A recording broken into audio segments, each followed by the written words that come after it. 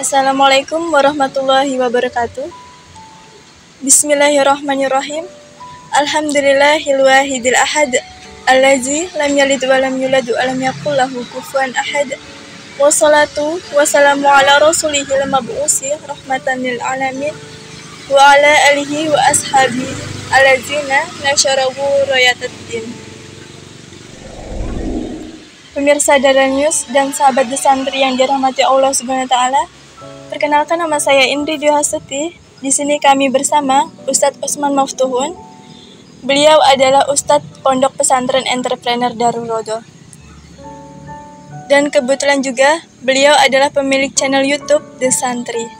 Assalamualaikum Ustadz, bagaimana Ustadz kabarnya? Waalaikumsalam warahmatullahi wabarakatuh. Alhamdulillah sehat walafiat. Alhamdulillah, lebaran kemarin mudik nggak Ustadz? Alhamdulillah mudik ke Jatim, tepatnya itu di Pulau Garam, Madura. Alhamdulillah juga perjalanannya juga lancar. Walaupun agak-agak sedikit mabuk perjalanan, memang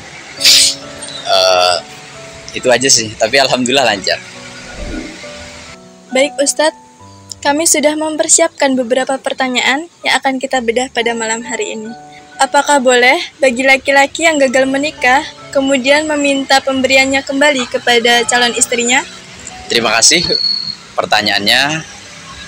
Mungkin sahabat-sahabat Dara News ataupun sahabat-sahabat The Santri, pertanyaan ini sebenarnya udah saya terima beberapa hari yang lalu, sehingga saya bisa mencarikan referensinya, insya Allah.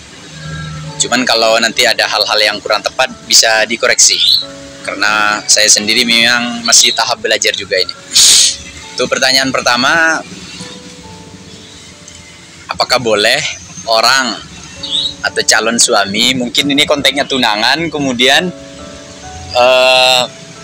gagal menikah, apakah boleh meminta kembali pemberiannya? Mungkin kalau tunangannya 3 tahun, berarti pemberian selama 3 tahun itu mau ditarik kembali gitu ya. Mungkin gitu. Boleh atau tidak? Sebenarnya boleh-boleh saja sih, asalkan tidak malu. Mungkin gitu. Boleh-boleh saja tidak malu. Nah, itu jawaban saya aja, itu jawaban tidak serius. Untuk jawaban seriusnya itu, ini saya bacakan aja takbirnya.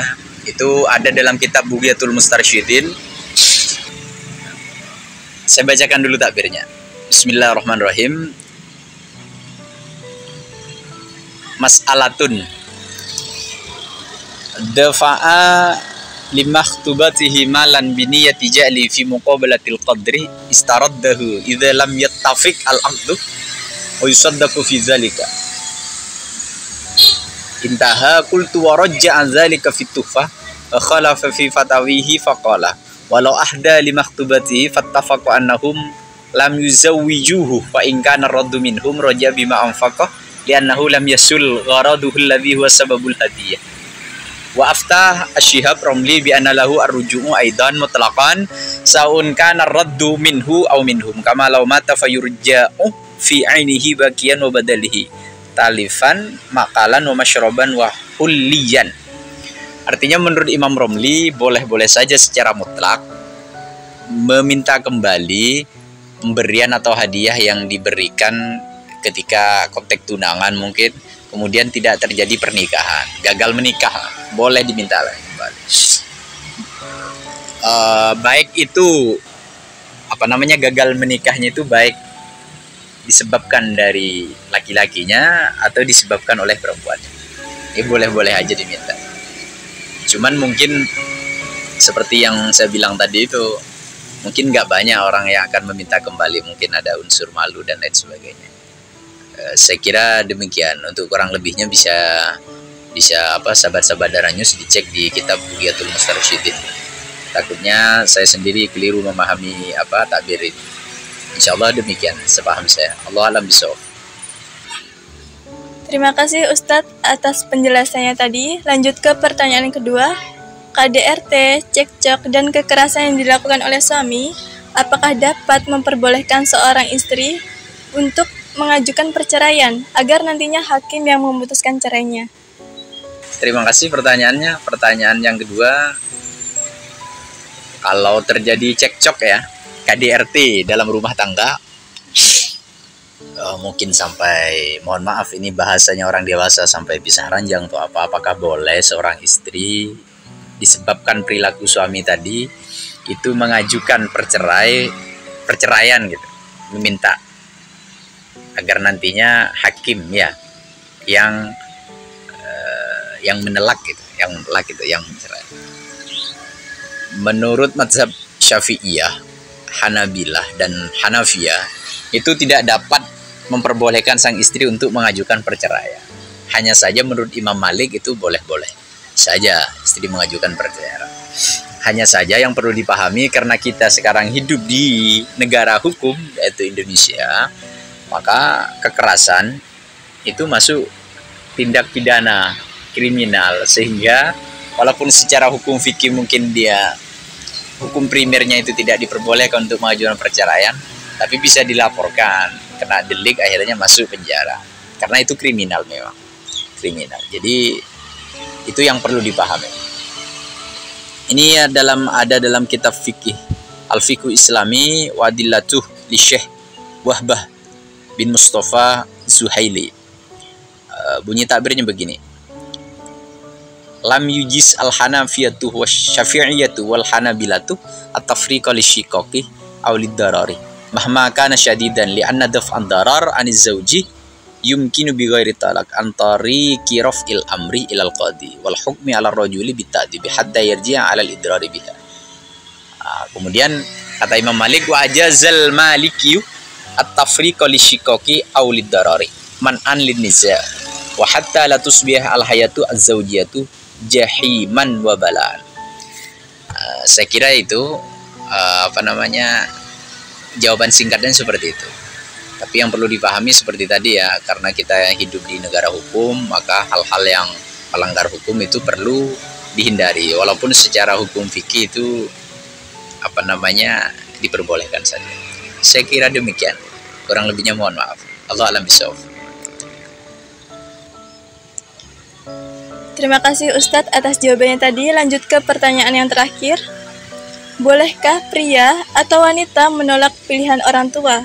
Nah, apakah menolak pilihan orang tua ini termasuk anak yang durhaka kepada orang tua? Terima kasih untuk pertanyaan yang ketiga. Pertanyaan yang ketiga apa tadi? Menolak pilihan orang tua untuk berumah tangga, untuk menikah gitu ya. Bolehkah seorang anak menolak pilihan orang tua? Artinya untuk berumah tangga itu, baik itu laki-laki atau perempuan. Terus kalau dia menolak, apakah dia termasuk apa tadi? Iya, anak durhaka kepada orang tua gitu ya.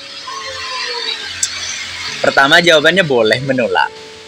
Boleh menolak dan tidak termasuk durhaka kepada orang tua. Jadi seorang anak yang menolak pilihan orang tua untuk menikah dengan si A, baik itu laki-laki atau perempuan, maka boleh. Namun sebaiknya ia menerima. Sebaiknya dia menerima. Sebaiknya. Karena pasti orang tua itu memiliki insting yang lebih fair lah daripada anak. Mungkin kalau anak itu unsurnya mungkin bisa dikatakan hal-hal yang tidak bermanfaat dalam jangka panjang mungkin. Tapi kalau orang tua kan nggak fair aja. Sebaiknya menerima pilihan orang tua, karena insya Allah orang tua memilihkan yang terbaik. Tapi andai pun tidak mau, maka mungkin memberi penjelasan yang baik, yang lembut kepada orang tuanya. Dan itu tidak dikatakan anak yang durhaka karena menolak pilihan orang tua tadi. Ini saya bacakan takbirnya. Faslun laisa lil walidaini ilzamul waladi binikahin man la yurid. Qala Syekh Taqiyuddin rahimahullah innahu laisa li ahadil abawaini ayyulzimal walada binikahi man la yuridu. Ya, ayyulzimal walada binikahi man la yuridu wa innahu idzam tana'ah la yakunu aqad. Jadi la yakunu aqan. La yakunu aqan. Jadi tidak akon, tidak termasuk anak yang durhaka kepada orang tua kalau menolak pilihan orang tua. Tapi seperti tadi, baiknya mau, sebaiknya mau.